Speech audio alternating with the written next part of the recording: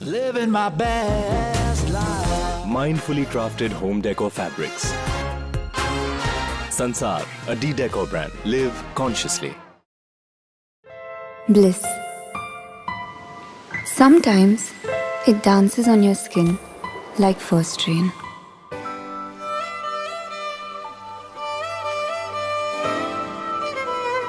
Weaves the magic of warmth into a cold day.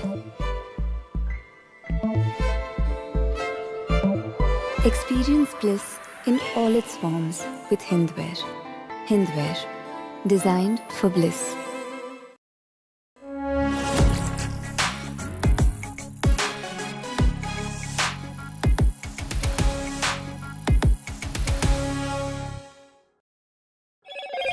Hello, Moto. Do the Moto Moto.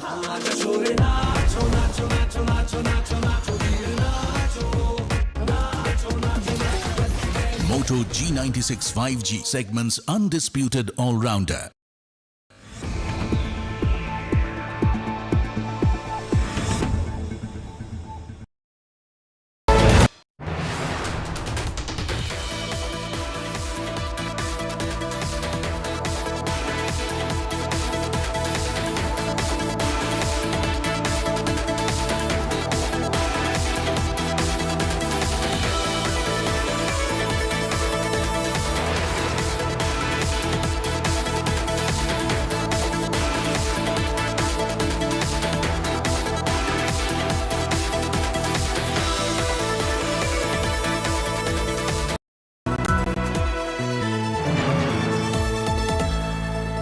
Motorola Edge 60 Pro, the true flagship killer. Living my best life. Mindfully crafted home decor fabrics. Sansar, a decor brand. Live consciously. Bliss. Sometimes it dances on your skin like first rain.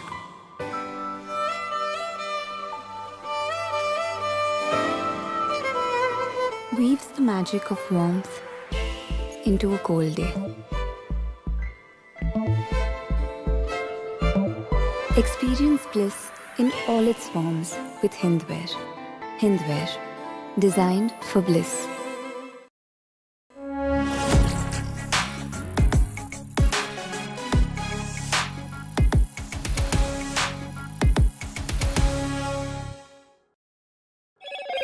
Hello, Moto. Do the Moto Moto.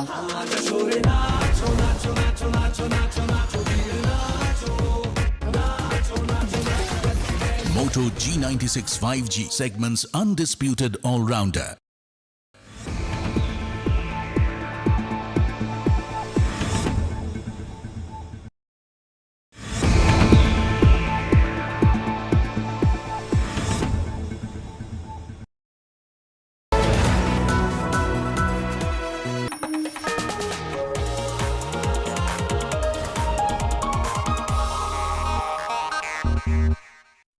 The sacred Sabarimala shrine is at the center of a glittering scandal. 4.5 kilos of temple gold missing. The Kerala High Court has ordered an SIT probe and the row has erupted into a full-blown political storm, with the opposition accusing the CPM government of turning even temple gold into corruption gold.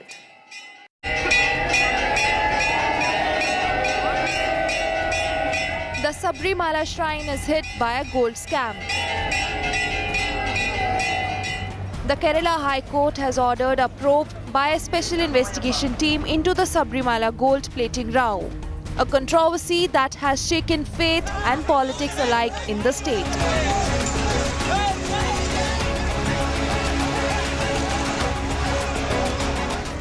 A bench of Justices Raja Vijay Raghavan and CJI Kumar directed the SIT, headed by SPS Sasidharan and supervised by ADGP H. Venkatesh, carry out a confidential court-monitored probe.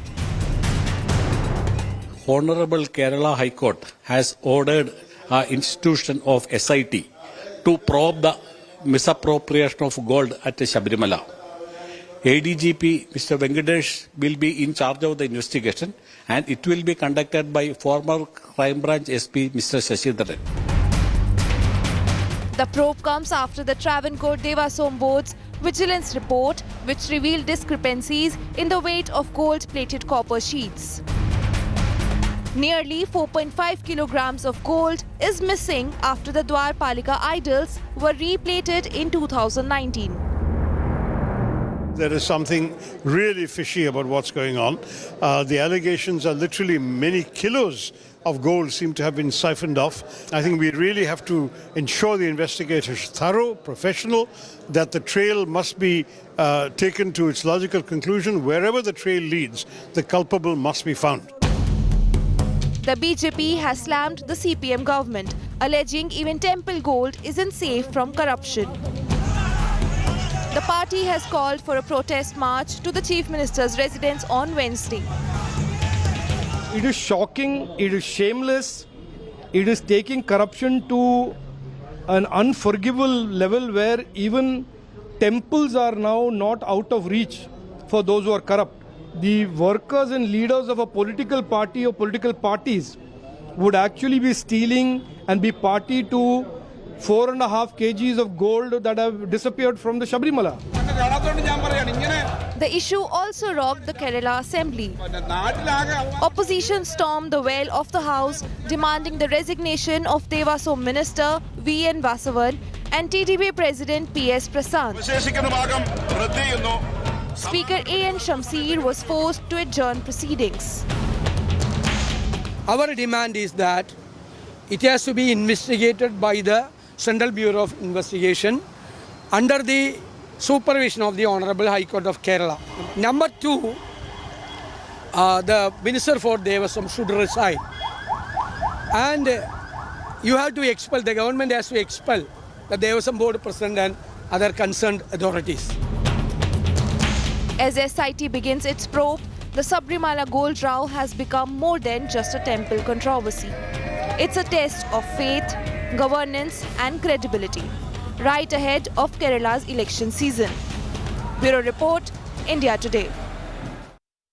And with that, it's a wrap on this bulletin. Thank you for watching India Today. More news and updates continue on the other side.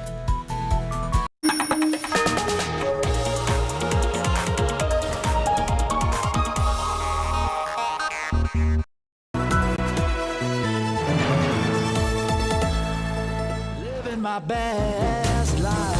Mindfully crafted home decor fabrics. Sansar, a D-Decor brand. Live consciously. Motorola Edge 60 Pro, the true flagship killer.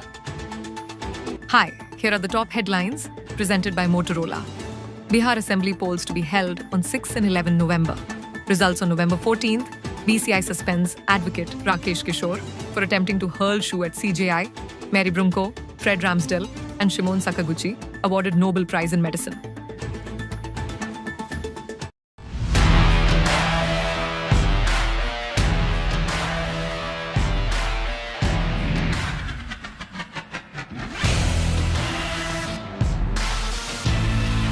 India Today, making sense of India. Now available for speed delivery on Amazon and Blinkit.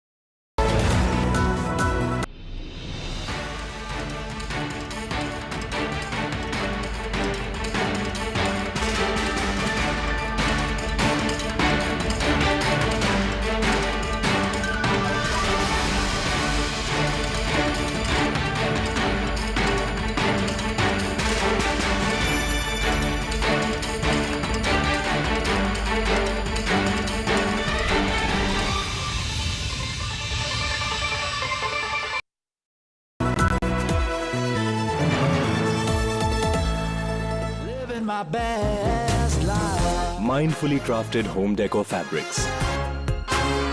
Sansar, a D-Decor brand. Live consciously.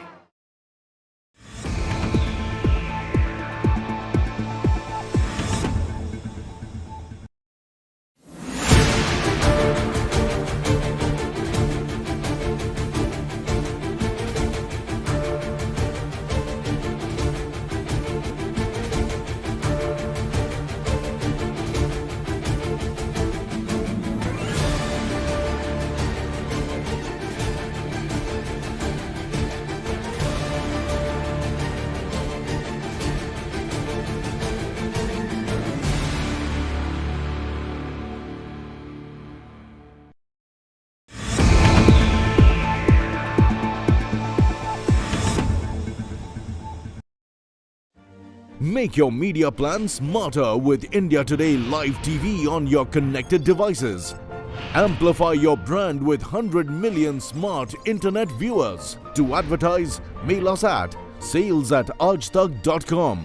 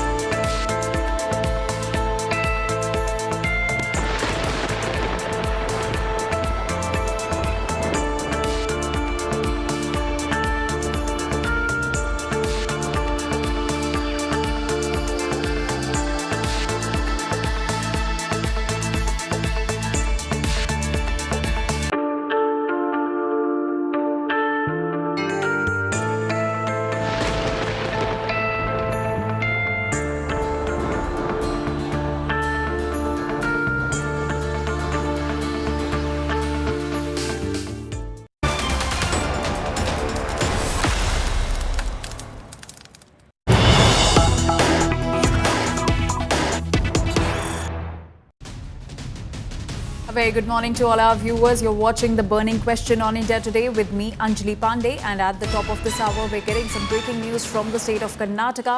Lingayat religion push. Chief Minister Sabarimala loses his cool.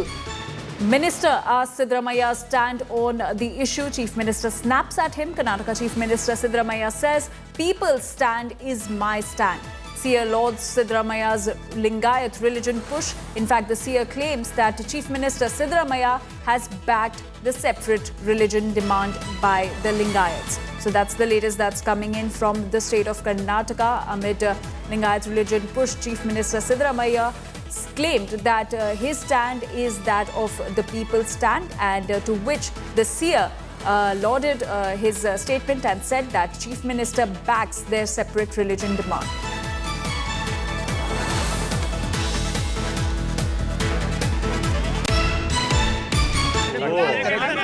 Sir ಅವರು ಲಿಂಗಾಯತ ಧರ್ಮದ ಬಗ್ಗೆ ನಿಮ್ಮ ನಿಲುವೆ ನನ್ನ ನಿಲುವೇನಿಲ್ಲ ಜನಗಳ ನಿಲುವೇ ನಮ್ಮ ನಿಲುವು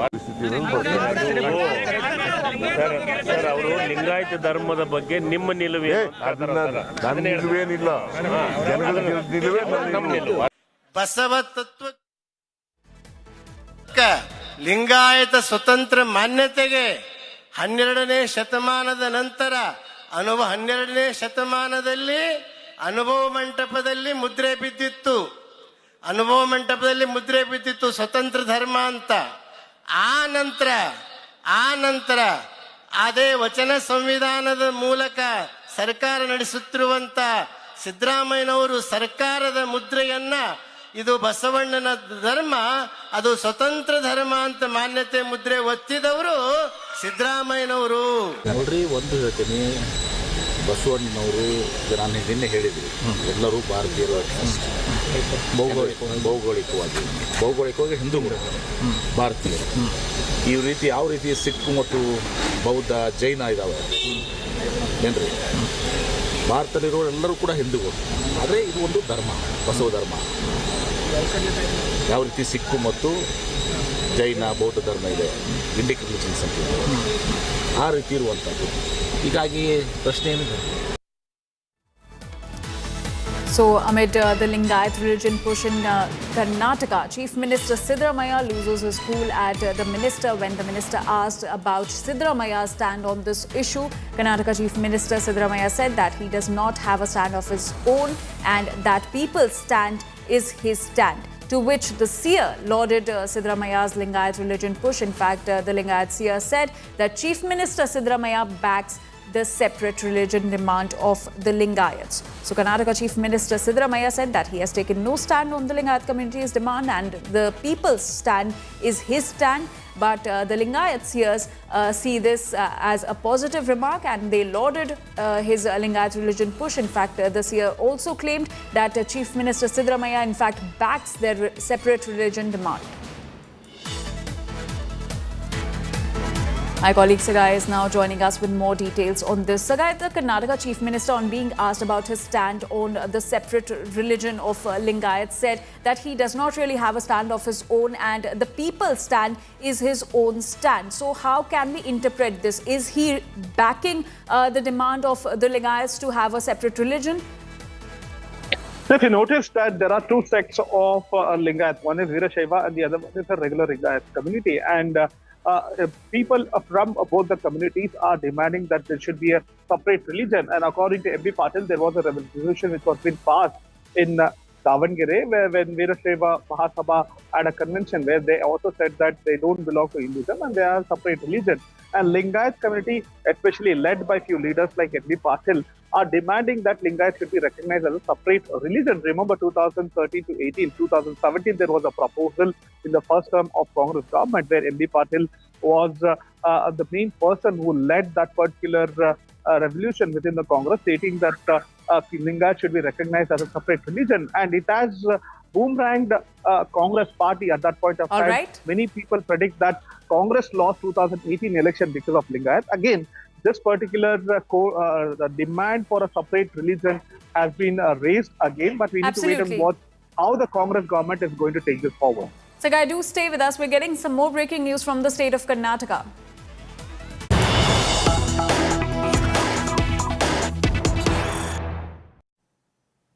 And now CM face Nataka rages on in Karnataka. Chief Minister Sabarimala advisor pitches himself as the Chief Minister face. The Chief Minister advisor stirs controversy, pitches himself in Chief Minister fray. Not just DKS, CM advisor Raya Reddy now also in race. CM advisor dismissed DKS as Chief Minister. In fact, he batted for himself. Power struggle talk now resurface as Chief Minister Sabarimala's financial advisor Baswaraj Raya Reddy asserted that Sabarimala will complete his 5-year tenure while also pitching himself for the Chief Minister's post. Listen in. I don't think Chief Minister Sabarimala will be replaced. He will be the full-fledged 5 years Chief Minister. We are elected him for 5 years. If party high command want to decide, let party, it is up to the party to decide. I can't say about that. Next Chief Minister is D.K. Shivakumar in November. Maybe. Even me also. I am not less. I am also senior than many of these people. I have elected him from 1985. Who knows? I may be. You may be. Anybody can be a CM. But I don't think Sabarimala will be changed. He will be there for 5 years. And let me now go across to Sakshi Batra of Business Today TV with all the updates of the markets in this business show. Sakshi, over to you.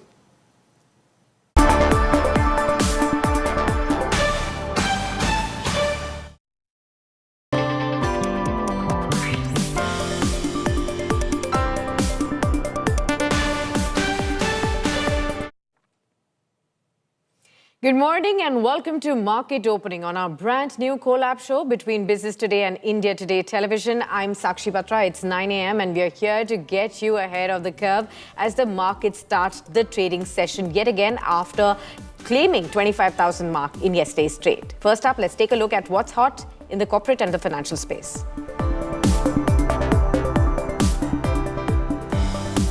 Tech stocks rally on the Wall Street after ChatGPT maker OpenAI signs a deal to buy thousands of AI chips from AMD. AMD shares jumped 24% in an explosive rally. It is now worth more than Coca-Cola or General Electric. Tesla also rallies 5.5% after it teases a new launch.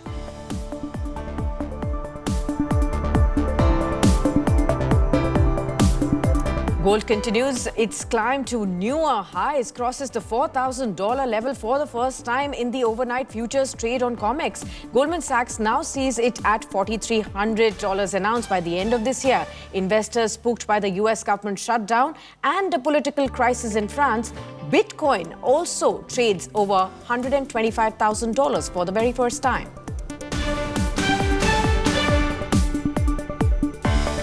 Tata Capital issue has been subscribed 39% on the day one. WeWork sputters at just 13%. Market is now gearing up for the 11,600 crore rupees of LG Electronics issue that opens today. Investors are also looking for the listing gains as 2 main board and 5 SME stocks also get listed on the stock exchanges. SEBI also clears public issues of Lenskart and Wakefit.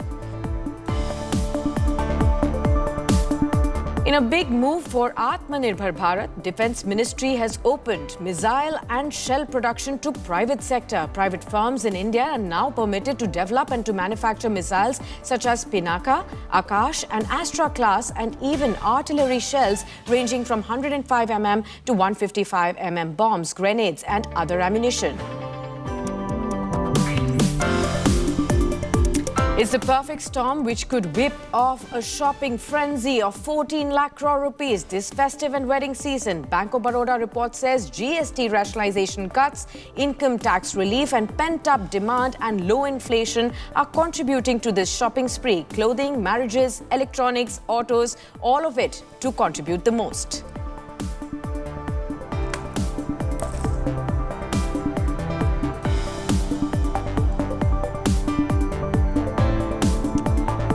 All right, let's straight away look at how the markets are shaping up right ahead of the open. In the pre-open trade, you're looking at mild uptick on the gift Nifty, and that's on the back of the global market cues that we've been getting. Overnight, we did see S&P 500 and Nasdaq again zoom to record levels in trade. It's the consecutive 7th session when the US markets have been logging in positive moves, all amidst a US government shutdown. Now, when we look at the Nifty, it's indicative of a positive start, mildly positive, 25,085 is what we are given to understand as of now. Let's look at how the Asia markets are trading this morning. We've been looking at across the board, again, a green screen, especially led by the Nikkei. Second day in a row when you're looking at the Nikkei up at record high levels as well. So all of this sentiment is again coming back into the Indian markets. Remember, we started off this week on a positive note. It was the Nifty Bank as well that crossed past the 56,000 mark. Again, we are looking at inching higher for the second consecutive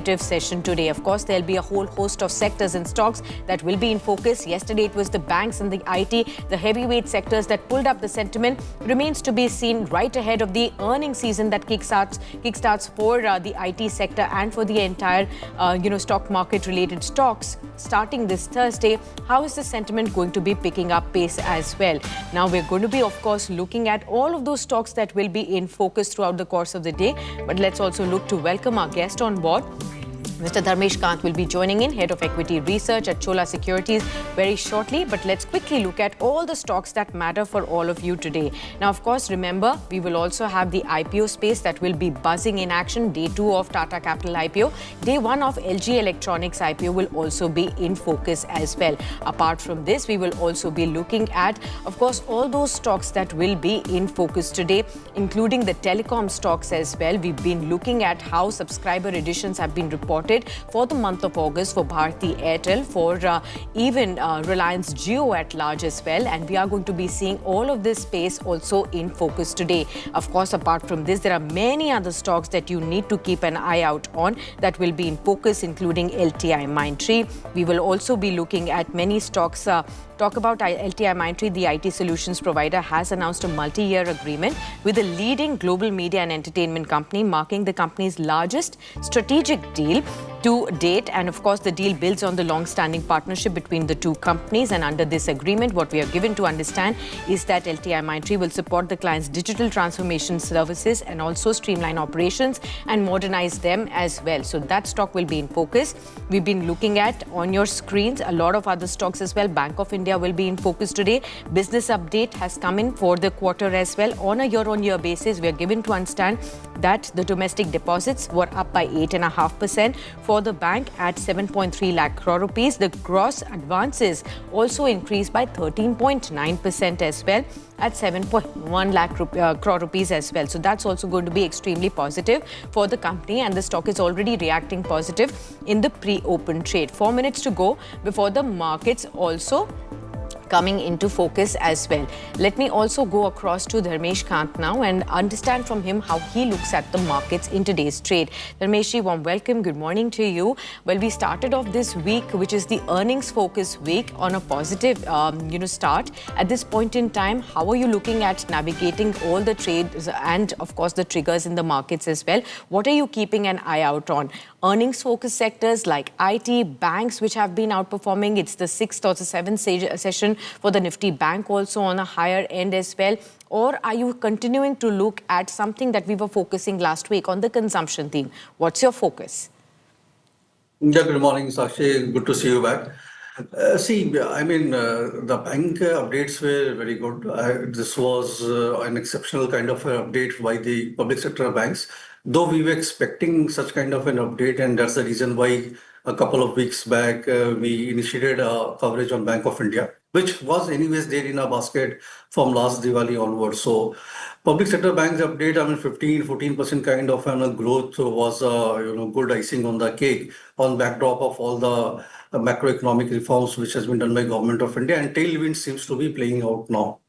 The only worrisome caveat was the small banks and the financials which have reported their advances growth in single digit. So that means the lower section of the society is still not picking up to the economic tailwinds which is likely to play out. So that has to be seen.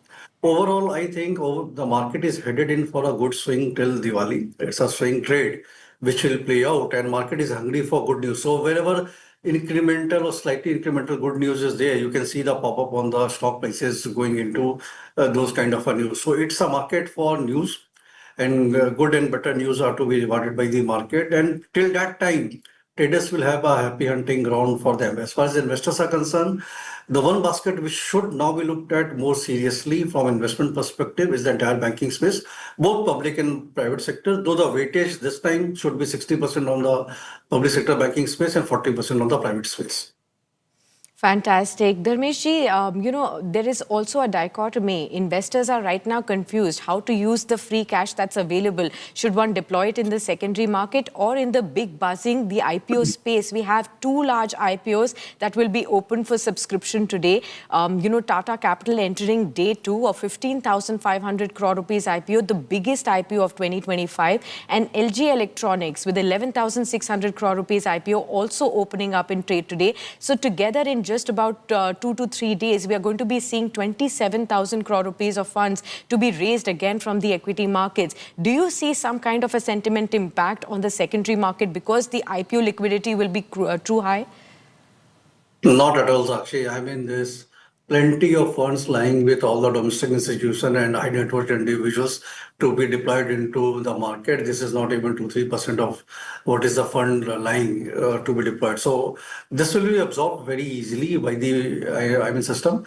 And secondary market impact because of such kind of IPO squeeze, I don't think is likely to be there. And out of the 2 IPO on Tata Capital, we have a neutral rating because it's been fairly priced. and there are the growth factors. And you have the markets open. Let's quickly focus on that. Dharmeshji first, 25,128. We are looking at a positive start, 0.2% higher in trade for the Nifty at this point in time. Let's also look at the Nifty Bank also pulling up higher, 56,154, about 49 points higher in trade for that one. The IT stocks continue to buoy higher. You can see a 0.1% of a move on the higher end as well. Let me look at the other aspects. All the sectors are looking up, barring just about media stocks that are lower in trade. Look at India VIX, that's also climbing a slight bit higher in trade. Oil and gas, metals, realty, infrastructure, these are the sectors that are moving on the higher end. On the Nifty, which are the top stocks that are buzzing? Coal India is the top mover today, 1.1% higher. Bajaj Finance, Power Grid. You also have L&T, oil and natural gas, Eicher Motors, Wipro. These are all the stocks that are buzzing in trade in the opening action. When we look at the ones that are declining, you have Trent. Remember, there's a brokerage report which has cut the target prices for Trent, and therefore you see a 2.5% drop there. Axis Bank, TCS, these are other stocks that are down by about 0.5%. Even Indigo is facing losses in the trade because Investec has come out with a report, and others as well that believe the weakness in the next quarterly earnings can continue as well for the company, and therefore you see some weakness on that front. But yes, telecom related stocks that we were marking out, Bharti Airtel is opening on a higher zone, so let's keep an eye out on that as well. When we look at any stocks from within the broadest index that need our attention, Bharat Seats is up from the auto ancillary pack. Then we have a few more stocks that are just getting into action. We'll come back to that in a bit, but let's continue to come back to Dharmeshji. Dharmeshji, you were talking about the IPO space, but the secondary market so far is looking all okay. Even the economy-focused sectors, metals, oil and gas, infra, they're also coming back into focus. How are you looking at this shift? I mean, this was a shift which we always expected. If you recall our last conversation a month back, so FMCG was a basket which we were not very, bullish on. The auto pack we were. So consumer durables, I mean, mainstream economies, infra, cement, building materials, these are the sector which is likely to benefit more. As far as the consumption is concerned, and the higher disposable income will go there rather than toothpastes and soaps and detergents or beauty products. I don't think there will be more application of there. And the numbers which have been reported, for example, Marico, where the volume growth has been quite dismal, and there would be gross margin impact on most of this company because of the higher input prices. So this quarter earnings is likely to be, neutral to negative kind of earnings from them. Next quarter also, we don't expect a meaningful upside. The expectation is on the mainstream economy facing segments, and those remain the infra plays as well as the consumer durable plays. Absolutely. In fact, when we're talking about the consumption, remember, in a major boost for, the kind of consumption space that we've been looking at, Bank of Baroda has come out with a statement that they believe this festive season is likely to see a bump up of 12 to 14 lakh crore rupees with the kind of consumption that's taking place. In fact, let's go across to my colleague Chetan, who's joining in to share more updates on that. Chetan, help me understand, what are the key insights from this report? Of course, this festive season was given to understand that the consumption boost will be there, but 12 to 14 lakh crore rupees, which are the top sectors that are contributing to it? What does it mean for the overall economy? It's actually, pointing it out, 12 to 14 lakh crore is indeed a big number for 3 months consumption revival pattern, because the government has always been of the opinion that since the GST cut would be announced, it would, fulfill the deficit through the consumption. So they'll have to wait and watch as to what real numbers come out. But yes, as per the BOB report, 12 to 14 lakh crore is the spending that would happen during the festive season from October to December. Clothes, footwear, furnishing leading the pack with about close to 3 lakh crore spending. Automobile, of course, 1.5 to 2 lakh crores spending. Electronics, 1 lakh to 1 lakh 20,000 lakh crores. White goods, TV, AC, fridge, washing machines also leading the pack with nearly about 50 lakh crores to say so. One very interesting highlight is the fact that this report does not include two things, which is gold and alcohol. Of course, alcohol being a same good will be more in demand during the festive season. And secondly, gold, all touching all-time high. That has also been excluded from the report. So these are the 3 to 4 sectors, and GDP growth for the first quarter of FY26 has been pegged at close to about 7%. So I think that's a great development for overall spending and economy as well. And in fact, Chetan, the sector that you cover very closely, the auto sector, there's a report coming in from FADA, which has actually marked out that the auto retail sales were up 5.2% year-on-year in September of 2025, driven by largely the GST 2.0 rationalization as well as the festive momentum. What are the insights that you have to share with us? What is FADA really talking about? You know, we were trying to understand what this GST cut will lead to. Which are the segments of the auto industry that will benefit the most? Initial reports from the dealership helped us understand it was smaller cars that was seeing a large part of benefit. Has that come in the FADA report as well? What are you picking up? Sakshi, a record-breaking 34% historic surge year-on-year during Navratri was witnessed in this year, and dealers pointing out that this is the highest ever surge during the festive season, which is a 34% year-on-year during Navratri. Okay. To pointing it out, auto retail sales up 5% year-on-year, September 2025, driven by GST 2.0 and festive momentum. Two-wheelers leading the pack is, of course, Hero MotoCorp with 25% market share and Honda nearly 25%. Maruti Suzuki leading the passenger vehicle market with 41% market share, followed by Tata Motors 13% and Mahindra 12.6%. Also, segment-wise Navratri, two-wheeler sales saw 36% growth, which is a massive number. Passenger vehicles saw 34.8%, again, a very good number. Three-wheeler growth, also 24.5%. So clearly, all in all, we saw great movement and development in the Navratri period to say. So, however, we are yet to map the month of December, or the month of October for the sale of Diwali season as well. Thanks a lot for all that update. We'll definitely look for more details as and when they continue to pour in as well. And of course, the earnings will also reflect some part of this picture as well for these companies. Dharmeshji, coming back to you, you've been seeing how, economists are talking about a big boost to the economy because of the GST rationalization and the festive benefit. Now there's FADA report that's talked about a historic record move as far as the Navratri sales are concerned for the auto segment. What is your favorite segment to continue to see a boost going forward from here that will carry on even after the initial 9 days, 10 days of a move has been passed? Yes, actually, first to, clear on this report. So the FADA report is two segments. One is for the month of September and one is for the 8 days period. So this 8-day period surge which you are saying, there's also a pent-up demand of 1 month. GST cut was announced on 15th of August. So many people deferred their sales and then they wanted to book on the Navratri period. Usually in a normal year, this doesn't happen. So it has to be taken with that, caveat into account. Whether this 36% was purely this 8-day kind of a movement or there was a 30-day, backlog also pending for these 8 days. So adjusted to that, we have seen 6% is the retail sales growth which has happened. However, on dealership basis, from company to, dealers, it has been 12 to 15% kind of a growth. That is the numbers which has been reported by most of the two-wheeler and three-wheelers. Going forward into October, we don't think 10-12% is gettable because last time Navratri and Diwali was both in the month of October. So the base is already high. Let's see what the number pans out. Even if it is 10%, is good. So auto, I think, is done with. For the timing, for the short term, they are built into the prices. We may see 3 to 5% kind of a movement based on the news flow, but structurally, the real movement will start happening from the month of, say, January and Feb, when we have seen normal December, whether the sustainability of such kind of a run rate is there or not. So this is about the auto pack. Otherwise, I think structurally, going into the budget session in the month of January and how the government spending is happening, infra, building materials, railway, defense should be the key growth driver. And now, since public sector banks are participating, they should also drive the growth forward. So banks included in this basket.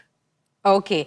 From autos then to healthcare segment in a major boost for nearly 50 lakh central government employees, pensioners and their families. Now the government has announced biggest overhaul of the central government health scheme or the CGHS. The first time in the last 15 years. This overhaul revises the package rates for nearly 2,000 medical procedures, remember, revises the tariffs for rooms as well as takes into consideration the accreditation of the hospitals as well. For more on this, we're now joined by my colleague, Business Today's Neetu Sharma, to share with us more details on this. Neetu, help us understand, what does the CGHS rate revision really mean for the hospital business at large? Will this increase their profitability? And what do you think of the healthcare market too?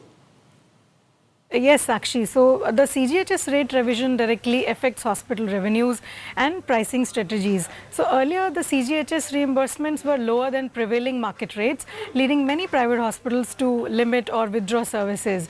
The new tier-based rate system with differentiated pricing for NABH accredited and super specialty hospitals now aligns with reimbursements more closely with actual operating costs. So hospitals will now be able to recover a higher share of treatment costs, manage cash flows better and renew MOUs with government on updated terms. So this makes CGHS linked business financially sustainable for organized hospital chains such as Apollo, Fortis and Max, which already follow structured compliances processes. So for the beneficiaries who are eligible for cashless treatment, this will have no effect, but for those who are eligible for subsidized treatment will have to pay more for the services now. Right, but Neetu, how does this really change affect the beneficiaries at large and the overall healthcare spend by the government? What do you have to say on that? Yeah, so the revision increases the government's healthcare expenditure per beneficiary as procedure rates have been updated across about 2,000 packages. The hospitals will now be reimbursed at rates better match services costs, reducing payment disputes and delays. So this supports more predictable revenue for empaneled hospitals and steadier cash flows across the system. So now for the government, the fiscal outgo will rise, but the arrangement helps maintain participation from private hospitals and ensures smoother settlement cycles. So overall, if we look at this development, CGHS is basically moving from a static reimbursement model towards a market-aligned structure that balances fiscal responsibility with operational viability, Sakshi. Thanks a lot, Neetu, for that. Dharmeshi, coming back to you, how are you looking at the healthcare and the hospital-related stocks? You know, when we were talking about this entire tariff-related impact on the domestic industry, hospitals were being seen as beneficiary because they had nothing to do with the tariff impact. And such domestic-oriented sectors were already getting preferred. Now, with the government also intervening, revamping the CGHS, that has been a long-standing demand of the healthcare sector as well. How are you looking at hospitals? Yesterday, we did see a sharp rally. Today, there's some profit taking, but Apollo Hospitals, Max Healthcare, Fortis, how are you looking at these companies? Is it really going to be meaningful growth for them? Incremental growth, definitely yes, because now a patient will have an opportunity to get the healthcare treatment done at private hospitals, because earlier the rate mismatch was there. I mean, government hospitals were far lower rates than the private hospitals, so the patient had no choice but to avail that. But with this window and coming into play, they will have an option, but it's a very multi-layered structure. I mean, tier 2, tier 3 city discount, Sure. And it's a very detailed kind of thing which has to be seen into. But incrementally, I do think it will be EPS accretive for hospitals across the chain. Absolutely. And yesterday there was a movement, today there is a profit taking. But I think the topic for our end remains the Narayana Hridayalaya. The reason being their prices were always lower to the others in the peer set group. So patient will have more alignment out there. They Narayana won't have to shell Hridayalaya. anything. Yeah, All they right. won't have to Is your shell anything out of that. Yeah. Okay, And Dharmeshi, overall- thank you so much. We're completely out of time now. But thank you for being with us. That's a wrap on the Business Today show, viewers. And in case you still have about questions on your investments, mutual funds, SIPs, or even gold-related queries, then please do send them to us on the number that's flashing on your screens. And don't forget to catch the market closing action with me at 3 p.m. today.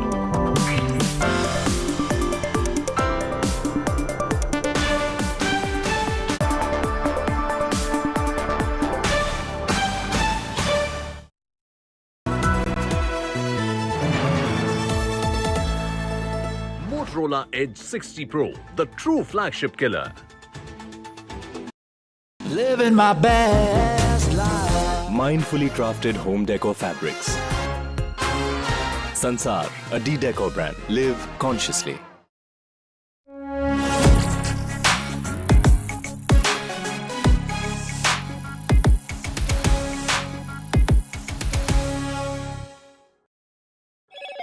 Hello, Moto. Do the Moto. Moto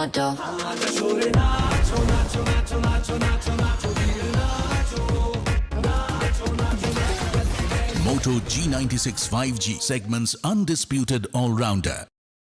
Motorola Edge 60 Pro, the true flagship killer. Hi, here are the top headlines presented by Motorola. Bihar Assembly polls to be held on 6 and 11 November. Results on November 14th. BCI suspends advocate Rakesh Kishore for attempting to hurl shoe at CJI. Mary Brunko, Fred Ramsdell, and Shimon Sakaguchi awarded Nobel Prize in Medicine.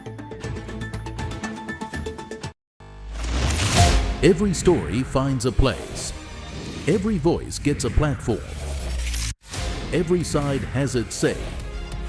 Your channel for every headline. Prime Team on India Today, India's only democratic newsroom.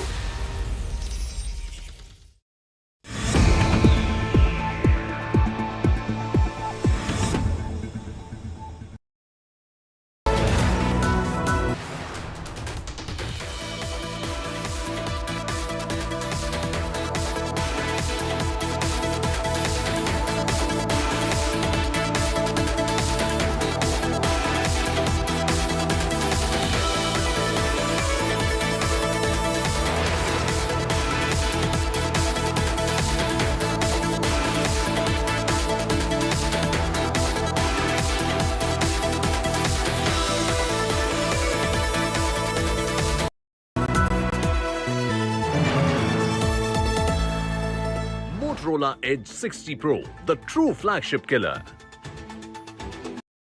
Living my best life. Mindfully crafted home decor fabrics.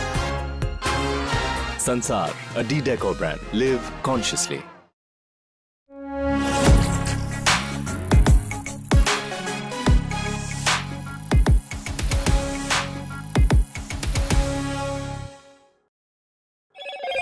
Hello, Moto. Do the moto.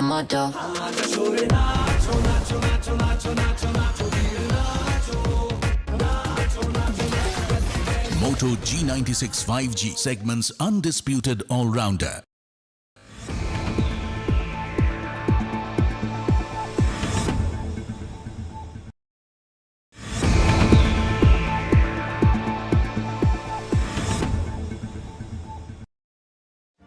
Make your media plan smarter with India Today Live TV on your connected devices. Amplify your brand with 100 million smart internet viewers. To advertise, mail us at sales@aajtak.com.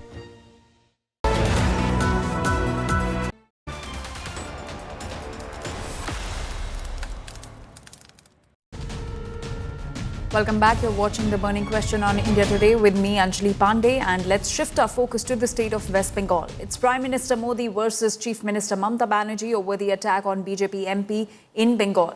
Bengal Chief Minister hits out at Prime Minister Modi over his remarks on law and order in Bengal after a BJP MP, Khagen Murmu, and BJP MLA were brutally attacked in flood-hit Nagarakata, where they went to oversee the relief work. Prime Minister Modi condemned the attack, urging the state government to prioritize relief efforts over political conflict. In fact, Prime Minister criticized the ruling TMC over the law and order failure, saying that this shows TMC's insensitivity. Chief Minister Mamata Banerjee hit back at Prime Minister Modi for what she called a breach of the constitutional ethos, accusing Modi of making unverified allegations. Mamata Banerjee alleged that Prime Minister Modi blamed TMC and the West Bengal government outright without a shred of verified evidence, legal inquiry or administrative report. एक खास community TMC का संरक्षण में, police का संरक्षण में एक गुंडागर्दी कर रहा है। कोई सेफ नहीं है। जेपी नड्डा के ऊपर हमला हुआ, सेंट्रल मिनिस्टर के ऊपर हमला हुआ, कुछ दिन पहले मेरे ऊपर हमला हुआ, वो एक ही सेम टीम आज हमला किया। खगेन मुर्मू जी एक वेटरन सीनियर पब्लिक रिप्रेजेंटेटिव है, कोई बार एमएलए चुना, 2 बार एमपी हुआ है। शंकर घोष जी बहुत पर्सनली टीचर है, चीफ व्हिप ऑपोजिशन है। किस तरीके से ये लोग किया और कौन किया, एक खास समुदाय का लोग, तुष्टिकरण का राजनीति का ये सबूत है। हर पल पल का खबर देश की प्रधानमंत्री का पास है, गृह मंत्री का पास है। आज जो घटना हुआ, हम लोग पहुंचने का थोड़ा देर पहले डीजी साहब वहां पहुंचा था, लेकिन ना जाने क्यों कोई फोर्स नहीं था। पुलिस के सामने एक सांसद को, एक अनुसूचित जाति की सांसद को पीटा गया, मारा गया उसका सामने। It's attempt to murder. आज अभी तक किसी को गिरफ्तार नहीं किया गया। सारे वीडियो है, वीडियो फुटेज आप लोगों के पास है। कौन प्रोवोकेट कर रहे हैं, कौन मारने के लिए बोल रहे हैं, आपका टीवी और चला रहा है, आप लोग दिखा रहे हैं, शंकर घोष को पीछे से पीट रहे हैं। जिस भयंकर ढंग से हमारे एमएलए एमपी को मारा गया, जान खतरे में था, कौन कर रहा है? ये बांग्लादेश से आए हुए जितने घुसपैठिया और रोहिंग्या मुस्लिम यही सब कर रहे हैं। और ममता बनर्जी इनको राजनीतिक काम में लगा करके यहाँ हिंसा कर रही है, चुनाव जीत रही है। जब तक SIR पूरा नहीं होगा बंगाल में, ना तो कानून व्यवस्था ठीक होगा, ना शांति होगा। इस परिस्थिति में यहाँ तो राष्ट्रपति शासन की परिस्थिति बन रही है। एक तरफ नॉर्थ बंगाल जो था वहाँ बाढ़ आई हुई थी और वो कोलकाता में एक कार्यक्रम में नृत्य कर रही थी, जिसे एक अंग्रेजी में कहावत है, when the Rome was burning and Nero was singing. यहाँ तो स्थिति है, when the Bengal was drowning and the Mamata ji was dancing. और इतना ही नहीं, उस बाढ़ में जो कार्य करने के लिए, सेवा कार्य करने के लिए हमारे सांसद गए थे, हमारे विधायक गए, हमारे प्रदेश अध्यक्ष गए, और हमारे अनुसूचित जाति के सांसद खगन मुर्मू जी को जिस प्रकार से कातिराना हमला हुआ, वो निश्चित रूप से दर्शाता है कि जनता के प्रति तो असंवेदनशील है ही ममता बनर्जी जी की सरकार, वो सेवा करने वाले जनप्रतिनिधियों के लिए भी उतनी ही असंवेदनशील और घृणा से भरी हुई है। देखिए, बात यही है, ममता बनर्जी प्रधानमंत्री जी का जो बात है उसका मर्मार्थ तो समझ गए, लेकिन ये जो हमला ये तो कराया उन्होंने, तृणमूल कांग्रेस ने इस हमला कराया और इस हमला का पीछे तृणमूल कांग्रेस का पूरा हाथ है और पुलिस पूरा निष्क्रिय रहा। तो इसीलिए इसका छानबीन होना चाहिए। ममता बनर्जी इतना बड़ा बड़ा बात कर रहा है, प्रधानमंत्री बोलने का बाद भी बोल रहा है, लेकिन अभी तक तो उसका जांच का कोई व्यवस्था नहीं किया। इसीलिए हम लोग CBI इंक्वायरी का मांग किया। प्रधानमंत्री जी ने जो कहा, जो उनको रिलीफ का काम में दखल देना चाहिए, रिलीफ का काम को देखना चाहिए, ऐसा हमला को नहीं। तो इसीलिए ऐसा हमला इन लोगों ने कराया। दुख का बात यही है, तृणमूल कुछ करेगा भी नहीं, तृणमूल जनता का पास खड़ा भी नहीं होंगे और बीजेपी उसमें जाएंगे तो हमारा MP और MLA के ऊपर जैसा हमला आपने तो देखा सिर्फ जलपाईगुड़ी में, कुछ बिहार में भी हमारा पार्टी का जो नेता लोग है उसका ऊपर भी हमला हुआ, वो भी रिलीफ देने गए थे, उसका ऊपर हमला हुआ। नगराकाटा का घटना तो सब MP के ऊपर हमला हुआ, इसलिए चारों ओर सुखास हो गया। लेकिन कुछ बिहार में आज भी हमारा हॉस्पिटल में हॉस्पिटलाइज है उज्जवल, हमारा पार्टी का कार्यकर्ता।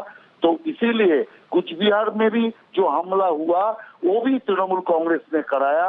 तो इसीलिए इन लोगों का काम ही है, जो खुद रिलीफ नहीं करेंगे लेकिन जो रिलीफ करने जाएंगे या जनता का पास जाएंगे उसको पीटो, ऐसा राजनीति। और प्रधानमंत्री जी ने यही बात, जनतंत्र को बात, मानवता का बात और उनको समझाने का कोशिश किया, लेकिन जिन्होंने हमलाकारी वो कैसे समझेंगे।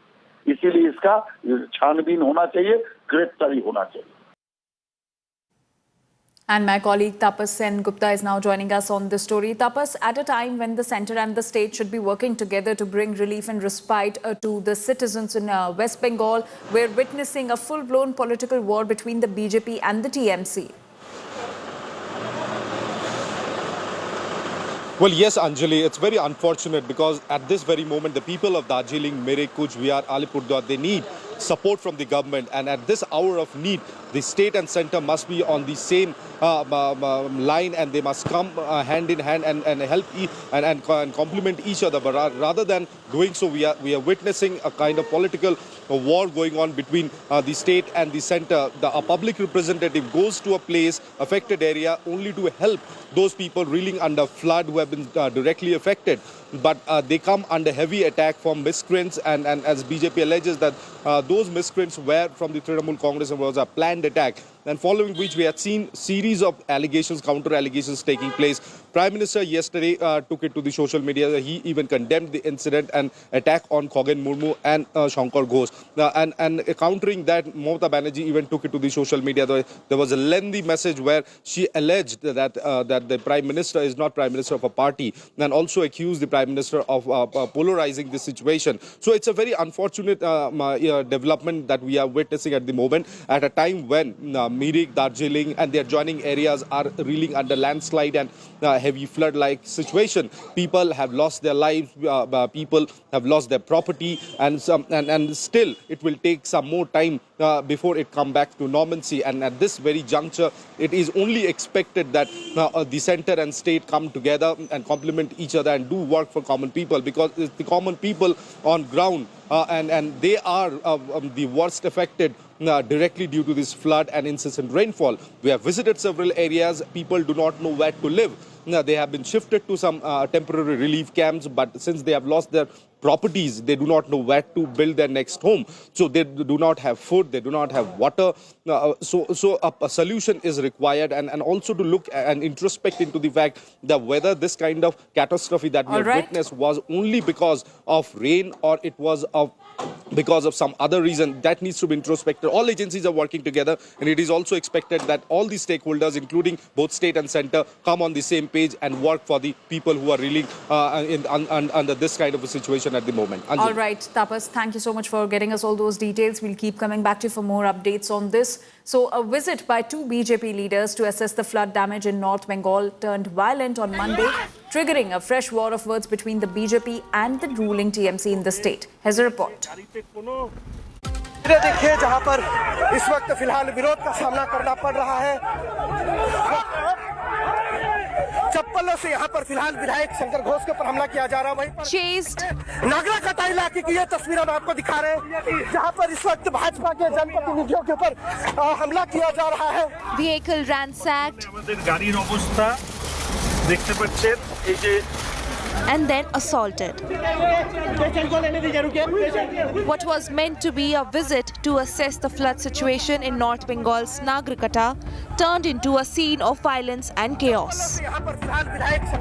BJP MP Khagen Murmu from North Malda and Siliguri MLA Shankar Ghosh were attacked in Jalpaiguri district during their visit to review the damage caused by the floods. Shocking videos of the incident have surfaced. Khagen Murmu's car windshield was shattered and he was seen bleeding from the face. BJP MLA Shankar Ghosh also sustained minor injuries and his clothes were torn in the scuffle. Following the attack, BJP leaders accused the TMC of orchestrating the violence. Prime Minister Modi lashed out at TMC and claimed pathetic order of law and order situation in the state. He also asked the ruling TMC to focus on development instead of violence in state. The BJP also urged the West Bengal governor to impose Article 355, citing constitutional failure in the state. Trinamool goons and hooligans suddenly attacked them with an intent to kill them. The attack was something which was, you can call it a chill up in the spine incident. This shows what the state of affairs actually is in the state of West Bengal. Earlier, the party criticized Chief Minister Mamata Banerjee for what it called insensitivity as she attended Kolkata's Durga Puja Carnival, even while parts of North Bengal were grappling with floods, landslides and displacement.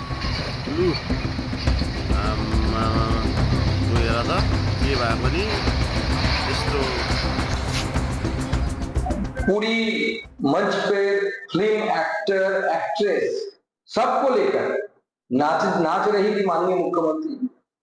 ये दर्शाता है, ये हमें याद दिला रहा है कि ममता बनर्जी उत्तर बंगाल को लेकर कितना insensitive है।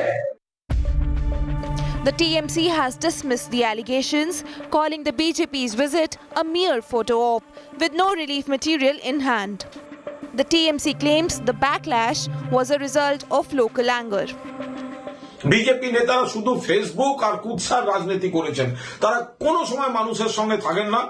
এখনো পর্যন্ত আমাদের কাছে যা খবর আসছে, তারা 10টা গাড়ি নিয়ে ফটোশুট করতে গেছিলেন, কোনো ত্রাণ পর্যন্ত দিতে যাননি। তো মানুষ সেখানে সেই জায়গাটায় অসন্তুষ্ট হয়েছেন। তারপরে তাদেরকে অন্য সময় পাওয়া যায় না, কোনো কাজে তারা আসেন না। Chief Minister Mamata Banerjee has condemned the violence and has shifted the blame to the BJP for what she termed as provocative politics. अगर तुम फ्लड के एरिया में 30-40 गाड़ी लेके चला जाए तो एक जनता को दुख होता है।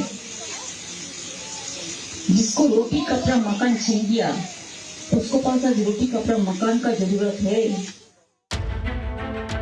As Bengal reels from nature's fury, political blame game has only intensified. What remains forgotten in this war of words are the very people marooned and suffering who desperately await relief and reassurance.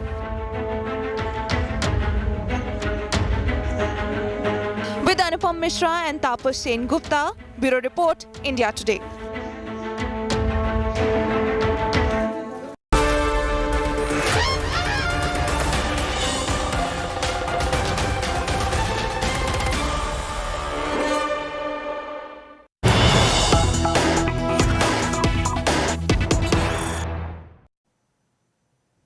And we're now getting some more breaking news. This is regarding the Bihar Assembly elections. Bihar NDA turmoil over seat sharing. Chirag Paswan plays hardball with BJP. As per sources, LJP has hardened stand on the seats. LJP is ready for Jan Suraj tie-up if snubbed by the NDA. LJP is insisting on 45 to 54 seats from the BJP and JDU. And as per LJP sources, they don't need Rajya Sabha or MLC seats. They need assembly seats. And sources also claim that Chirag's influence in Bihar is growing. So Bihar NDA turmoil over seat sharing with Chirag Paswan now playing hardball with the BJP and JDU. My colleague Piyush Mishra is now joining us with more details on this. Piyush, clearly the LJP is now wanting a large slice as far as the seat sharing is concerned. But how have the BJP and JDU reacted to this? Are they fine with these demands being raised by the LJP? What are you learning?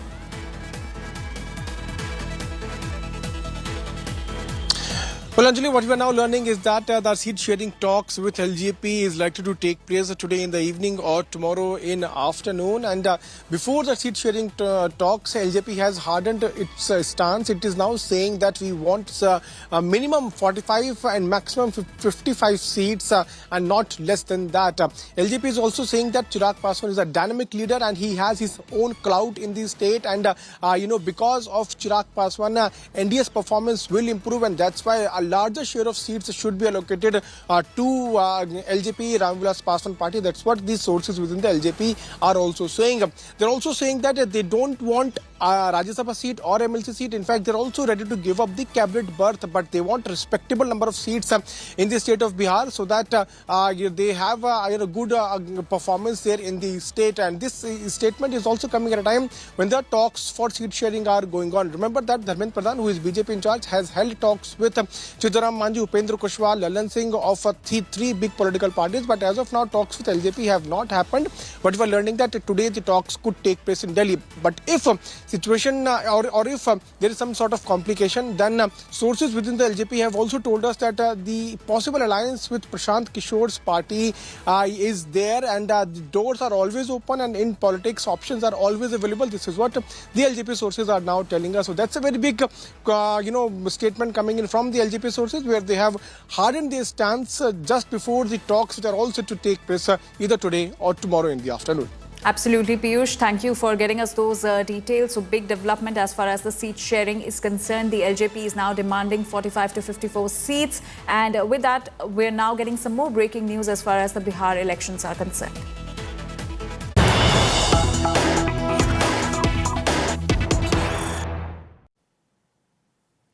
And now the BJP mocks Tejaswi Yadav's CM face claim. BJP says Rahul Gandhi dismissed Tejaswi Yadav as the CM face for Mahagathbandhan. In fact, BJP now asks, it is Nitish Kumar versus who?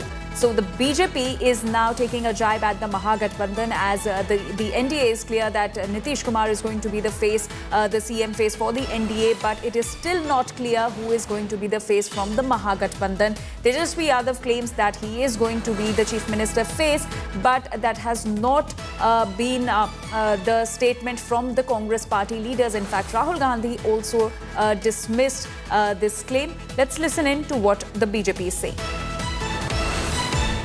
वो represent कर रहे हैं, पर उनका दल वाले नहीं बोल रहे हैं और उनके गठबंधन नहीं बोल रहे हैं। बताइए, वो इतने दिन तक साथ में चलते रहे यात्रा में और राहुल गांधी जी को अनेक बार पीएम बोलते रहे, पर राहुल गांधी जी, आपको प्रेस कॉन्फ्रेंस याद होगी ना, जिसमें राहुल गांधी से पूछा गया कि आपके गठबंधन का सीएम फेस कौन होगा। बगल में तेजस्वी जी बैठे थे, वो हसरत भरी निगाहों से देख रहे थे राहुल जी की तरफ, मगर राहुल जी ने नहीं बोला और उनका मुंह लटक कर रह गया। तो मुझे लगता है गठबंधन तो छोड़िए, अब तो परिवार के अंदर मामला दूसरा है।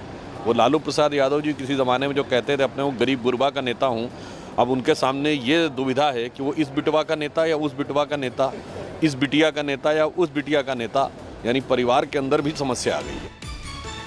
And my colleague Aishwarya Paliwal is now joining us with more details on this. Aishwarya, BJP is now taking a jibe at the Mahagathbandhan, questioning the unity of the alliance, and in fact they are asking it is Nitish Kumar versus who, as the Mahagathbandhan is still not clear who is going to be the chief minister's face.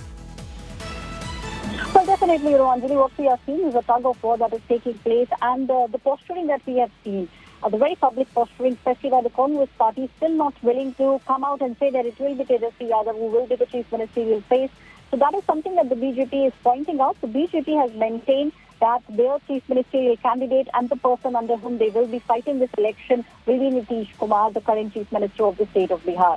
So the BJP now pointing towards the fact that they are very, very clear, and their politics is the politics of development, also raising fingers at Tejasvi Yadav and Rahul Gandhi and saying that despite all that they have done together, walking together so many kilometers across the length and breadth of the state of Bihar, yet the Congress party's reluctance to name Tejasvi Yadav is something which is perplexing at the moment.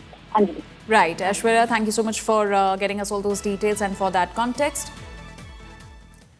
The dates for Bihar Assembly elections have been announced. For the first time in 20 years, the Bihar Assembly elections will be held in two phases, first on November 6 and second on November 11. The results will be declared on November 14.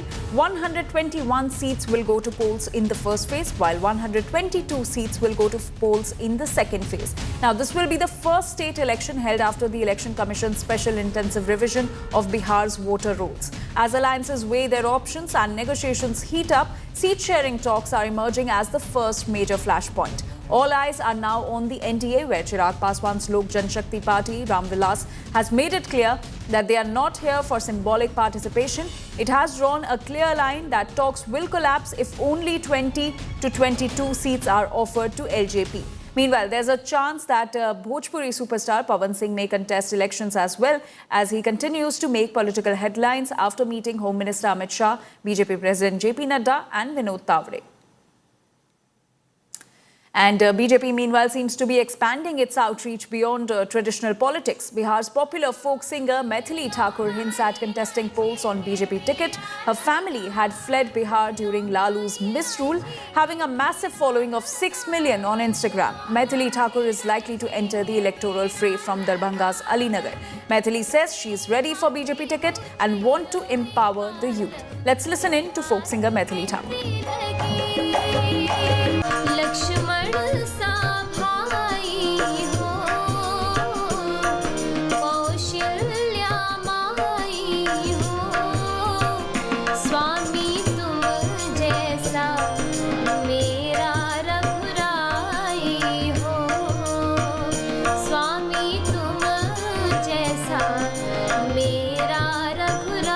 मुझे वैसे उम्मीद नहीं थी कि इस photo को लेके इतना लोगों में ये जो चर्चा है और ये जो बातें हैं ये ऐसी बनेंगी, लेकिन ये देख करके बहुत मन में मेरी उत्सुकता भी है कि आगे क्या होने वाला है, क्या अनाउंसमेंट होने वाली है, क्योंकि अभी किसी बात की पुष्टि मुझे भी नहीं है, इसीलिए मैं कोई इसमें श्योरिटी नहीं दे पाऊंगी अभी।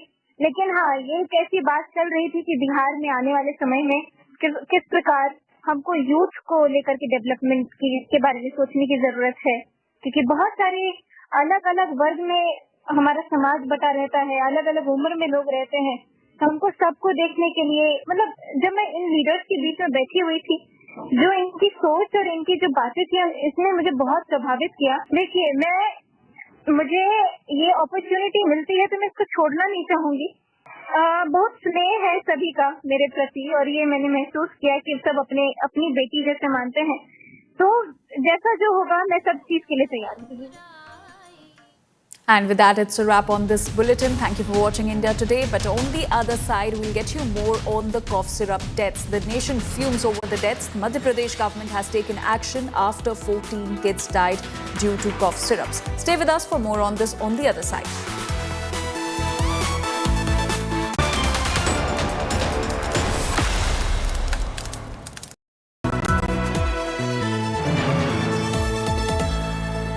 Motorola Edge 60 Pro, the true flagship killer. Living my best life. Mindfully crafted home decor fabrics. Sansar, a decor brand. Live consciously.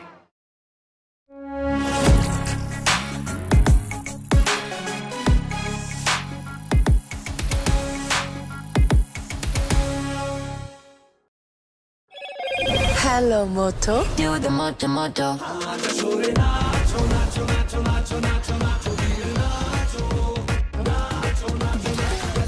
Moto G96 5G segment's undisputed all-rounder.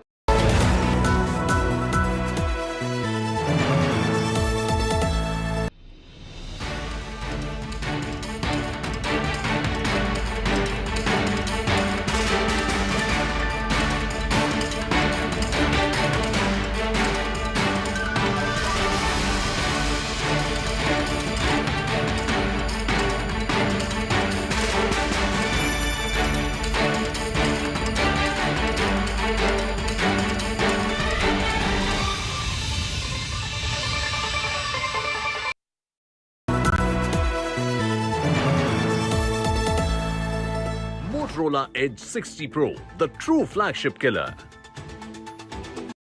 Living my best life. Mindfully crafted home decor fabrics. Sansar, a decor brand. Live consciously.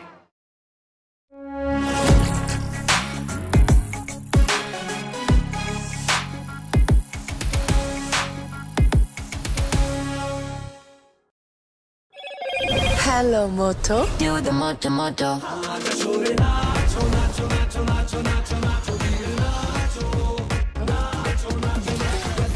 Moto G96 5G segment's undisputed all-rounder.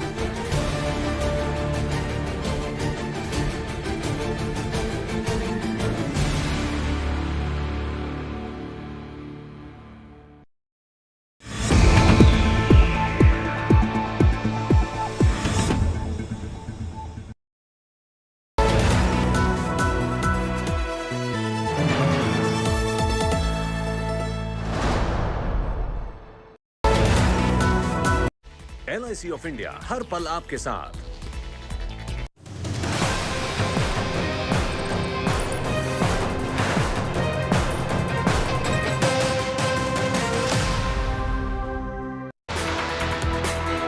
A very good morning. You're watching India Today Television. I'm Sneha Mordani. This is India's agenda. Let's begin with the headlines this Tuesday morning. BJP's big appeasement politics charge at the Trinamool Congress after attack on BJP MP. The Saffron Party says a particular community is carrying out this hooliganism under the protection of the TMC.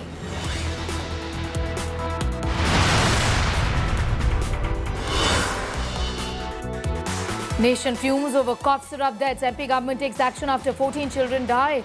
Tamil Nadu government report nails cough syrup toxicity. The 350 irregularities highlighted in this report.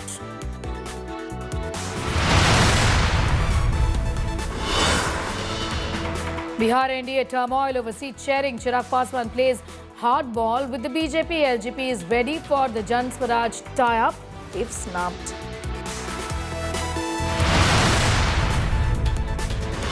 The Chief Justice of India was attacked. Shoe hurled in Supreme Court. Supreme outrage over the attack. Prime Minister Modi speaks to Chief Justice Gavai. The Prime Minister says attack angered every Indian, asserts no place for such acts in the country. Opposition blames Sangh hate.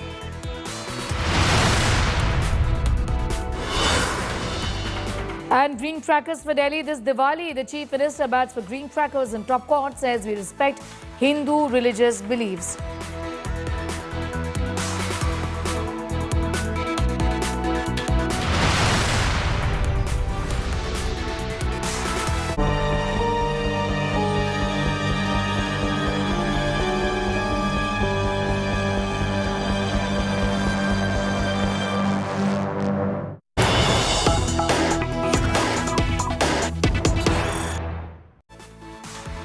And we'll kickstart this edition with some news just coming in. The Kerala Health Minister's big remark on cough syrup here. The Mantri says cough syrup is not advisable for children.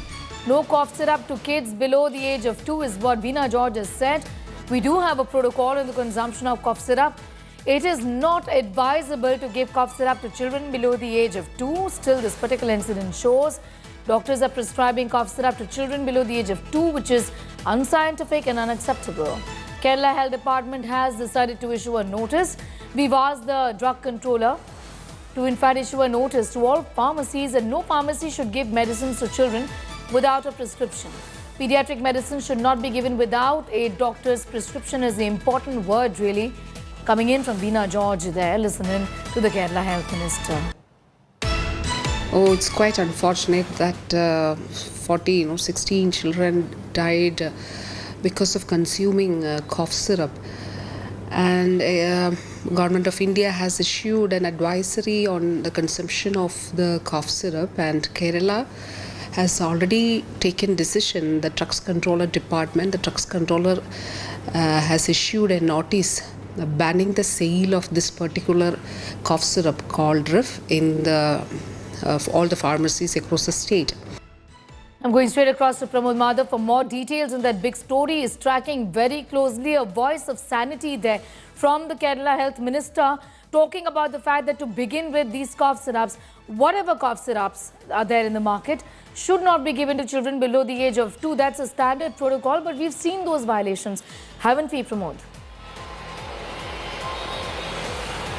It surely is, Sneha. The thing is, like the hard fact here is that over-the-counter sale of cough syrup is something that we need to carefully take under consideration. And even in the state of Tamil Nadu, we got this information on the 1st and 2nd of October itself, because once a communication was handed over to Tamil Nadu, the health minister claimed that immediately the officials went to the place and they actually took samples from the particular manufacturing unit and they took it for testing. And this is where shockingly they found out that diethylene glycol, a toxic substance, was found nearly 48.6% in content of that cough syrup, and that was quite shocking. And immediately the production was halted over there. A show cause notice has been issued. Why shouldn't the license for such production be revoked? And cold drifts has been banned in the state of Tamil Nadu. In fact, Tamil Nadu has also informed Odisha and Puducherry, where it has been marketed as well. And right now, Kerala has also taken the same step. Now they have banned it. And the very important aspect is that, just like the Kerala Health Minister claims, this is a mandatory practice that below 2 years old, children are not supposed to be given cough syrup without the consent of the doctor, Sneha.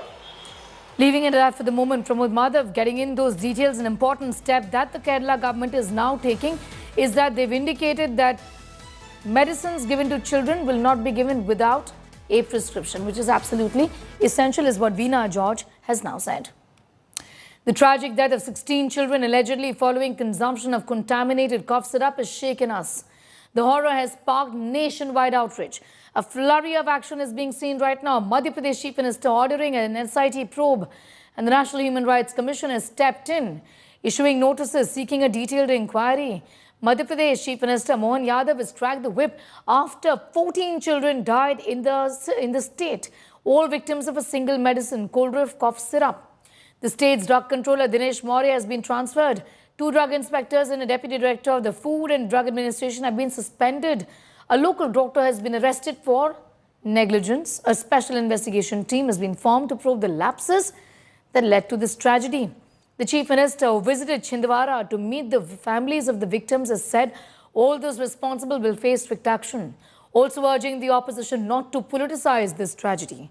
Congress mounting a sharp attack, calling it an example of unforgivable negligence and demanding the Chief Minister should focus on accountability and sack his Health Minister.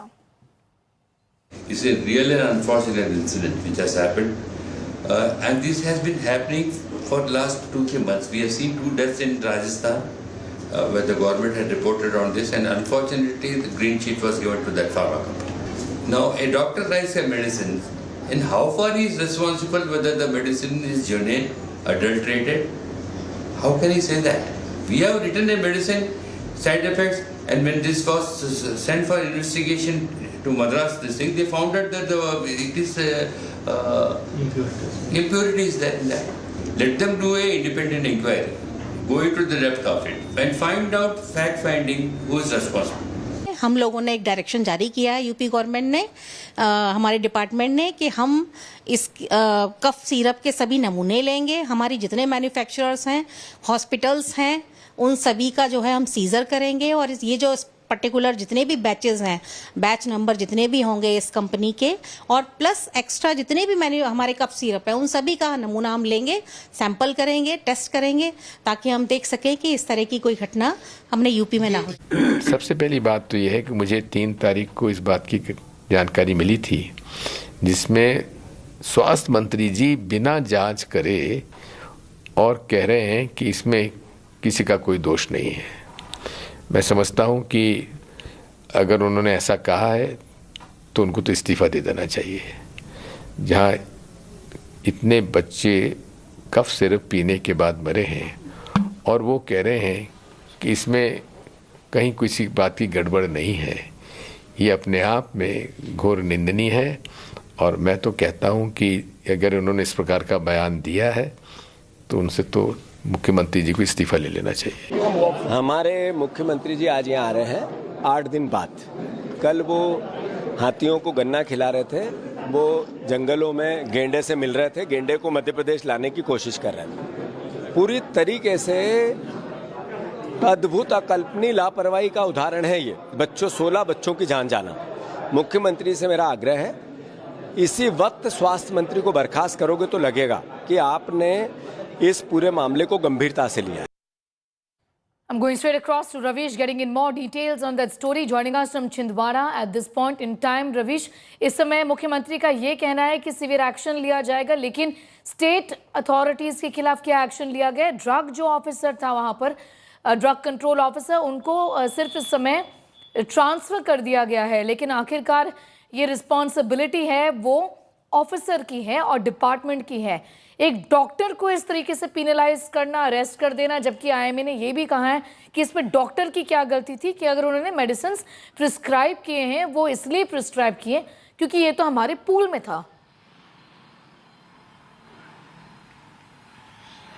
बिल्कुल, और court ने भी कल ये बात बोली है। जब डॉक्टर को कोर्ट में पेश किया गया तो पुलिस ने डॉक्टर की रिमांड मांगी थी, पुलिस रिमांड मांगी थी, और ये कहा था कोर्ट को कि डॉक्टर को उन्हें अलग अलग मेडिकल स्टोर्स में लेके जाना है और पूछताछ करनी है कि और कहां कहां पे ये दवाइयां सप्लाई हुई हैं और कहां कहां से दवाइयां मिली हैं। लेकिन कोर्ट ने यही कह के खारिज कर दिया कि उस रिमांड को, पुलिस रिमांड को, और डॉक्टर को 3 दिन की जुडिशियल कस्टडी पे भेजा। और कोर्ट ने ये कहा है कि इस दवाई के प्रोडक्शन से लेकर इसकी सप्लाई हो या इसका स्टॉक हो या इसकी ट्रेडिंग हो, कहीं पर भी डॉक्टर का कोई रोल नहीं होता है। डॉक्टर का रोल होता है उस दवा को प्रिस्क्राइब करना जिस दवा को सरकार के जो ड्रग डिपार्टमेंट होता है उससे लाइसेंस मिलता है और उसके बाद वो दवा स्टॉक में आती है, जिसके बाद डॉक्टर का काम होता है अगर कोई बीमार है तो उसे दवाई लिख के देना। ऐसे में डॉक्टर का कोई रोल नहीं पाया गया है, लेकिन मामला क्योंकि संवेदनशील है इसलिए जुडिशियल कस्टडी में उन्हें भेजा गया। हालांकि बेल के लिए उन्होंने एप्लीकेशन लगाई है, लेकिन कोर्ट ने भी इस लॉजिक को नहीं माना था और फाइनली उन्हें जुडिशियल कस्टडी में भेजा। अब जिन कर्मचारियों पे, जिन अधिकारियों की जिम्मेदारी थी, जो ड्रग डिपार्टमेंट के, जिनका काम ही ये था कि मध्य प्रदेश में या फिर उनके जुडिशियल एरिया में, उनके रिस्ट्रिक्टिव एरिया में ऐसी कोई दवाई ना पहुंचे जो कि घातक हो, लेकिन वो पहुंची पटी लोगों को पिलाई गई और 14 बच्चे मर भी गए। तो इसके बाद एक्शन लेते हुए जो मध्य प्रदेश के ड्रग कंट्रोलर है दिनेश कुमार मौर्य, उनका ट्रांसफर हुआ है।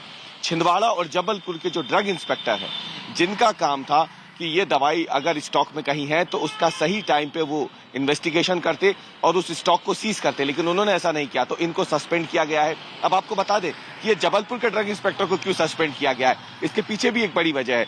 दरअसल जबलपुर में कटारिया फर्म करके एक वो ट्रेडर है जो कि छिंदवाड़ा में जो सिरप सप्लाई हुआ था उसका मेन सप्लायर है, और ऐसे में जो जबलपुर के ड्रग इंस्पेक्टर है उन्हें इस बात की जानकारी थी कि वहां से ये ड्रग सप्लाई हुआ है, ये सिरप सप्लाई हुई है छिंदवाड़ा में, तो उन्होंने समय रहते जबलपुर में ही उस स्टॉक को जब्त क्यों नहीं किया, इसलिए जबलपुर के ड्रग इंस्पेक्टर को भी हटाया गया है। लेकिन अब इस पूरे मामले में जो इन्वेस्टिगेशन हुई है, जो तमिलनाडु सरकार की रिपोर्ट हमारे पास आई है इंडिया टुडे के पास, उसमें भी पता चला है कि गड़बड़ी बड़े पैमाने पे दवाई के बनने से ही शुरू हो गई थी, लेकिन तमिलनाडु से लेकर मध्य प्रदेश तक अफसर जो हैं वो शायद सो रहे थे और उसके बाद इसका खामियाजा उन 14 मासूमों को भुगतना पड़ा है। बिल्कुल।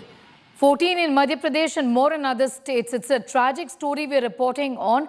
Be with us, Ravish Pal, getting in those details. These are the killer cough syrups on your screens at this point in time. Let's tell you a little about what has happened.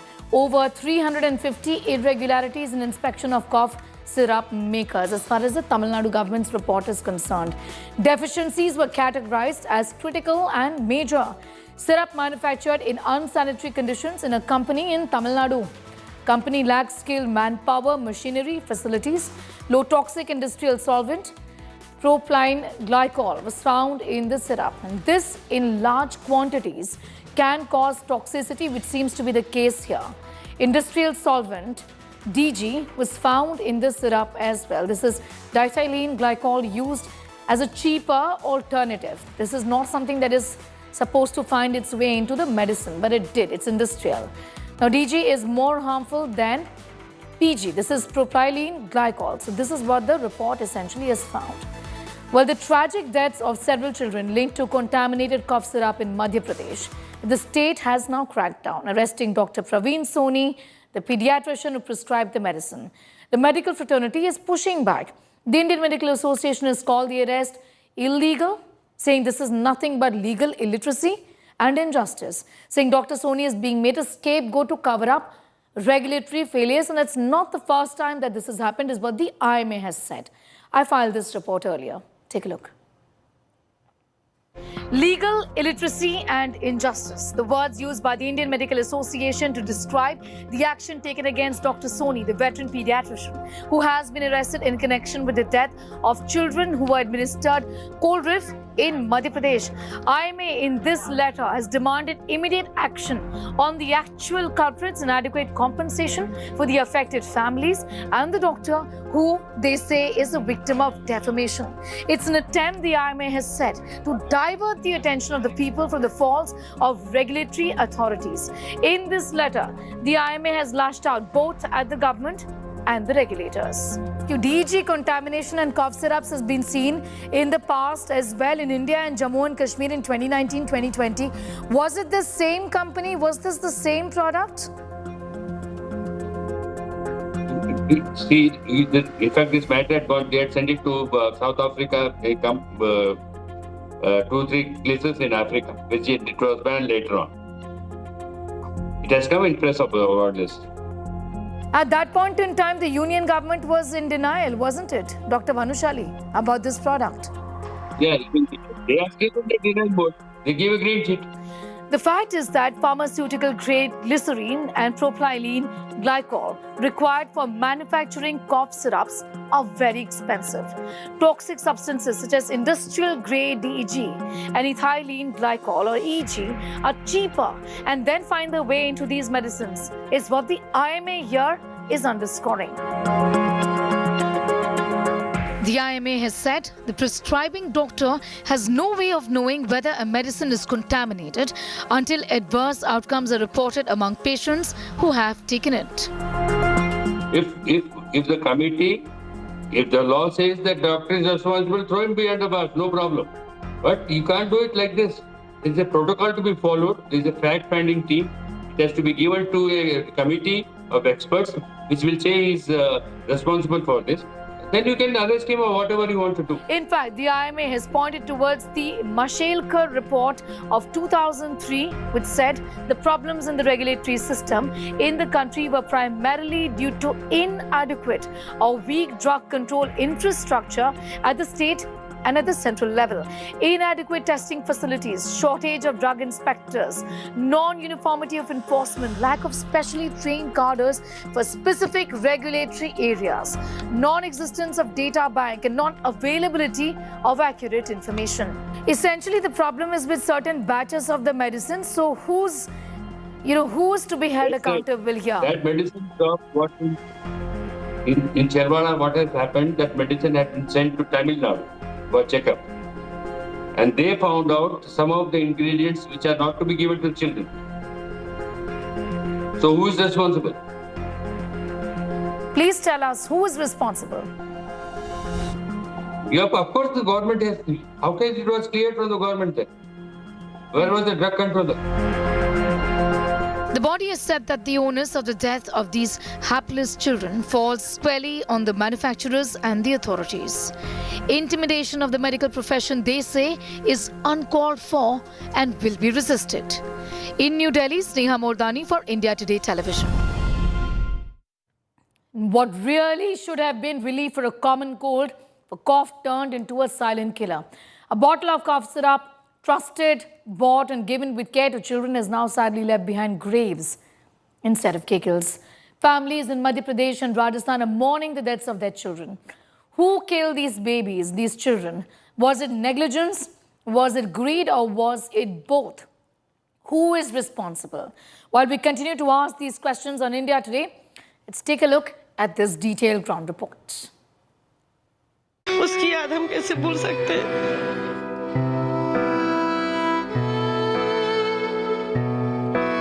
मैं ये चाहती हूँ कि दोषियों को सजा मिले।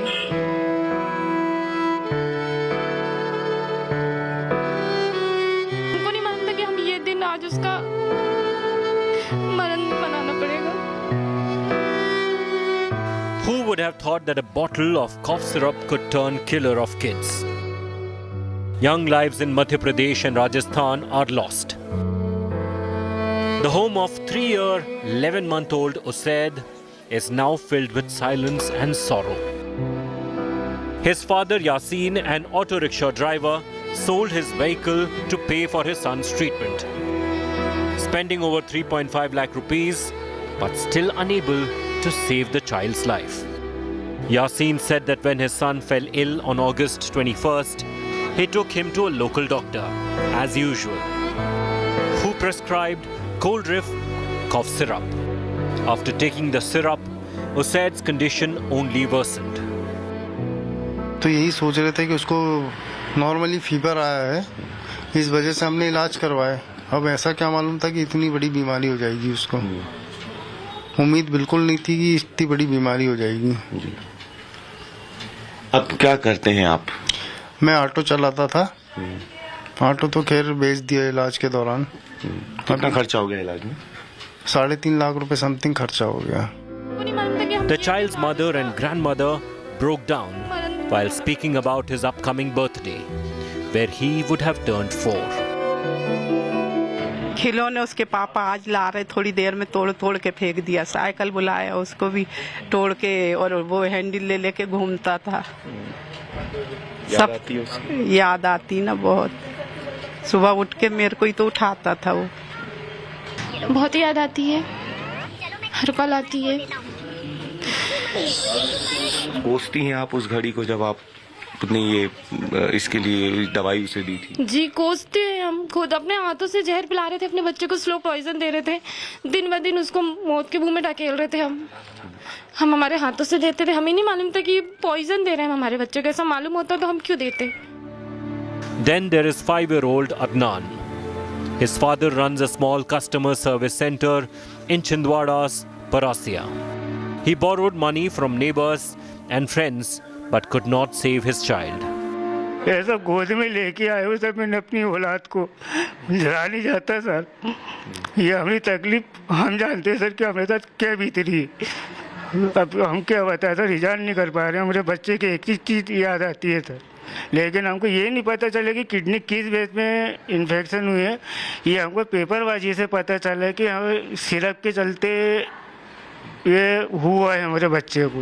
आप क्या एक्शन की मांग करते हैं सरकार से, क्योंकि आज मुख्यमंत्री भी यहाँ पे हैं? ये कि जो है सर, आप माफी मारे उनको बुलडोजर चला दे रहे हैं, उनके घर तोड़ दे रहे। इनके घर क्यों सलामत है? इनके भी टूटना चाहिए, इनको बेदखल करना चाहिए। बुलडोजर चलना चाहिए, मतलब चलना चाहिए बुलडोजर, उनके घर में बुलडोजर चलना चाहिए। Shattered families are now seeking justice, asking who killed our kids.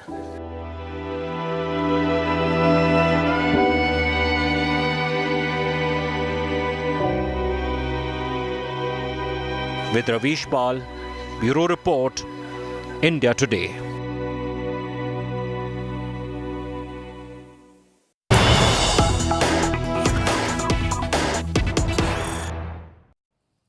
And we have some news just coming in at this point in time from the state of Assam. Himanta Biswa Sarma's government's heat on Congress's Gaurav Gogoi. BJP claims Gogoi is damning Pakistan link proof, claiming that Assam SIT report is a bombshell there. Pro-born Lok Sabha Deputy Leader of the Opposition's Pakistan link, MP from Assam, Gaurav Gogoi under the scanner here.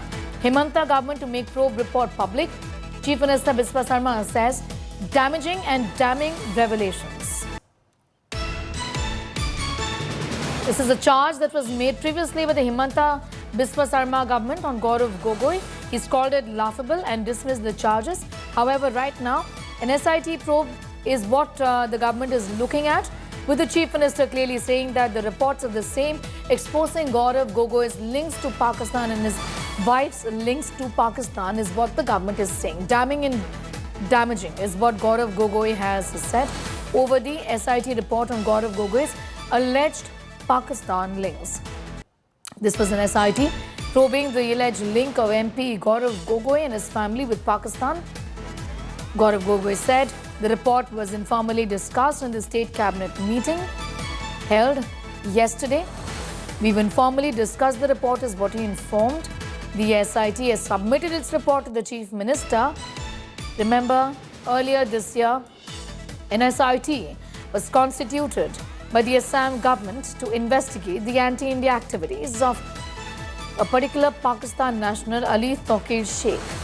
The Chief Minister had accused Congress MP Gaurav Gogoi's wife Elizabeth's links with Ali Tokir Sheikh. The Chief Minister said the government is going to be giving out a gist of the SIT probe to make people aware of the actual character of the Congress leader. I'm quoting Himanta Biswa Sarma here. Anupam is getting in more details. All this while, it was a political charge and then an SIT was set up. Talk to us about what you're learning as essentially from what has the SIT now told the government, given that the report has been submitted. Anupam.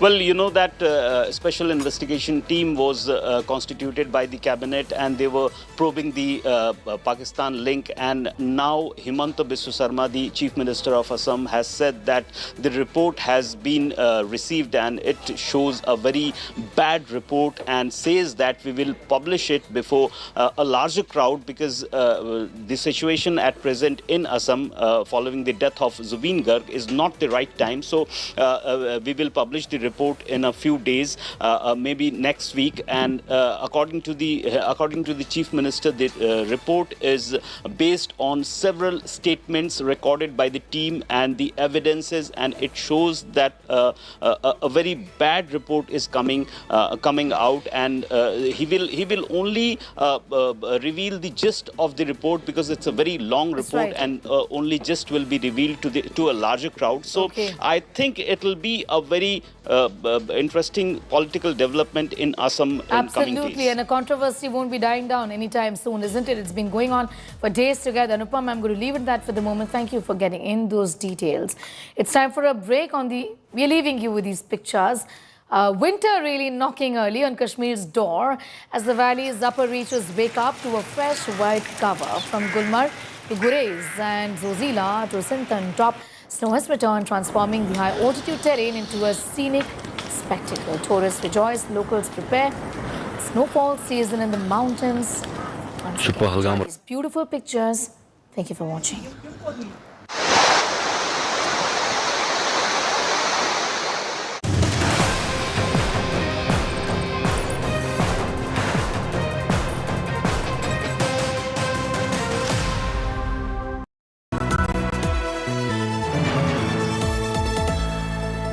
Bliss.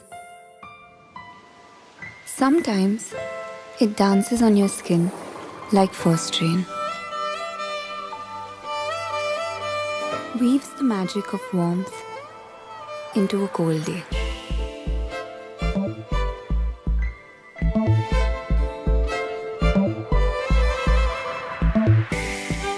It teases, it soothes, and sometimes speaks without words.